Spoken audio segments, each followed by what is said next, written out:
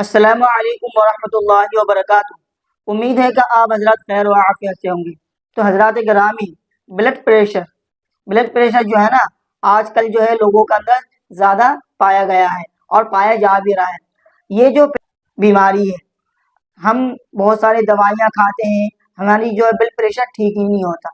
کبھی تو ہمارا بلڈ پریشر ہائی لیول پہ پہنچ جاتا ہے، کبھی لو لیول پہ پہنچ جاتا ہے، نارمل ہونے کی نام ہی نہیں لیتا۔ ہم نے بہت دوائیاں کھائی ہیں تو اس سے ہمیں کوئی فائدہ نظر نہیں آیا۔ تو ہم یہ چاہ رہے ہیں کہ کوئی دعا ہو، قرآنی دعا ہو، جو ہم اس کو پڑھیں اور اس سے ہمیں شفا ملے۔ تو حضرات گرامی دیکھیے، یہ جو بیمار کا جو ہے نا، اللہ سبحانہ تعالیٰ اگر بیمار دیتے ہیں تو اس سے پہلے جو ہے اللہ سبحانہ تعالیٰ دوا پیدا کر دیتے ہیں۔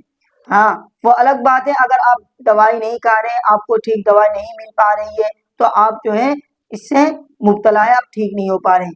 لیکن ہر مرض کا دوا جو ہے نا، قرآن شریف کے اندر اللہ سبحانہ تعالیٰ نے فرما دیا ہے۔ تو میں آپ حضرات کے سامنے جو ہے ایک دعا بتانا چاہتا ہوں، جو بھی قرآنی آیت ہے آپ اس کو پڑھتے رہیے گا، تو مجھے امید ہے کہ انشاءاللہ آپ کو شفا مل جائے گا۔ دیکھیے سورۃ الرعد میں ایک آیت ہے، آیت نمبر 28، الذین آمنوا وتطمئن قلوبہم بذکر اللہ الا بذکر اللہ تطمئن القلوب۔ کیا کہا میں نے؟ الذین آمنوا وتطمئن قلوبہم بذکر اللہ الا بذکر اللہ تطمئن القلوب۔ آپ اس دعا کو جو ہے ہر نماز کے بعد 7 مرتبہ پڑھ کر اپنے بدن پر دم کریں اور پانی پر دم کر کے آپ اس کو پیے، تو انشاءاللہ جو ہے آپ کو شفا مل جائے گی۔ یہ قرآن کی ہر آیت میں شفا ہے، قرآن کی ہر ایک لفظ میں شفا ہے، ہر ایک حرکت میں شفا ہے۔